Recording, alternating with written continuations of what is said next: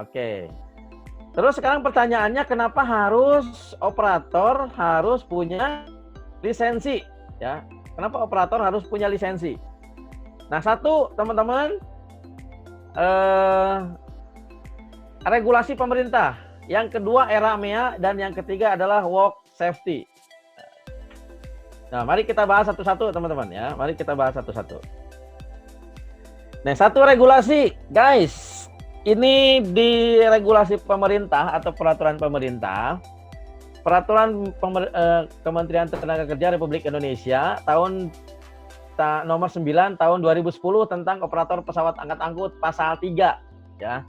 Pengusaha atau pengurus dilarang mempekerjakan operator atau petugas pesawat angkut atau forklift yang tidak memiliki lisensi K3 dan buku kerja. Jadi udah 10 tahun, berarti udah hampir 10 tahun yang lalu ya. Ini Permenaker ini mewajibkan pengusaha kalau mempekerjakan operator harus punya SIO atau punya lisensi.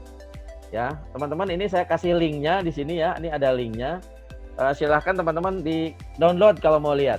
Atau teman-teman yang sudah pernah training SIO pasti pernah dikasih ini. Kan gimana kalau perusahaan yang tidak yang mempekerjakan operator kemudian dia tidak mentrainingkan atau tidak punya lisensi, maka yang akan disanksi adalah pengusahanya. Itu ya, itu satu regulasi. Disanksi dari mana? Disanksi menurut Undang-Undang Permenaker nomor tentang keselamatan dan kesehatan kerja tahun 1970. Itu regulasi. Yang kedua era MEA. Ini maksudnya apa, Kang? Era MEA, masyarakat ekonomi ASEAN, MEA itu ya. Ada 3 teman-teman ciri kita diperlakukannya MEA. Dan MEA ini atau pasar bebas ini sudah berlaku sejak tahun 2016.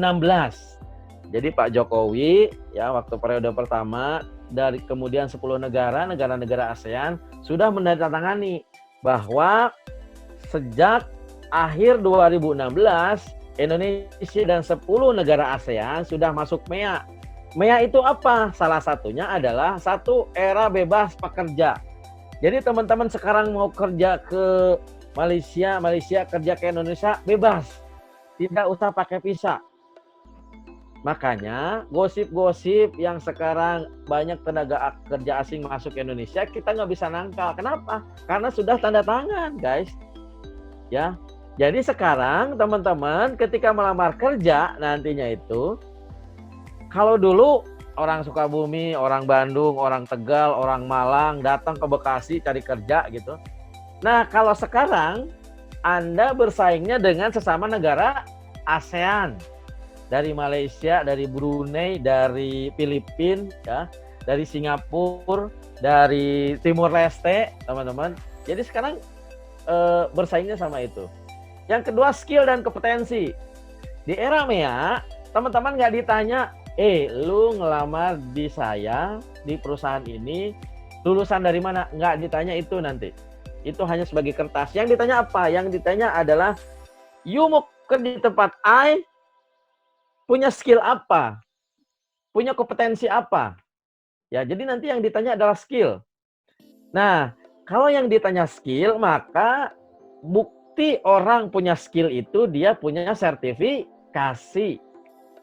Jadi Kak, misalnya Pak, saya mau lamar kerja nih, skill kamu apa? Oh, saya jadi operator forklift 10 tahun. Oke, sekarang mana lisensinya, sertifikasinya? Nggak punya, nggak diakuin. Kalau Anda ngaku bisa ngoperasiin forklift, tapi tidak punya lisensi atau tidak punya sertifikasi. Bungkus? Bungkus. Jempol dulu, jempol ya. Nah, itu 3 alasan MEA ya. Kemudian yang ketiga, safety, teman-teman. Ini ada sebuah data dari hse.gov.uk. 4 penyebab kecelakaan di industri transportasi. Yang nomor 1 apa, teman-teman? Nomor 1 itu forklift, yang kedua mobil pribadi, yang ketiga kontainer, yang keempat hand pallet. Jadi di Inggris saja kecelakaan itu banyak atau tinggi disebabkan oleh transportasi industri. Transportasi industri kalau di Indonesia apa? Di jalan, di lalu lintas itu transportasi. Tapi kalau alat transportasi di industri apa? Kalau alat transportasi di industri atau di pabrik, ada di manufaktur adalah forklift. Jadi forklift ini memuncaki peringkat pertama untuk kecelakaan di industri. Itu menurut hse.gov.uk.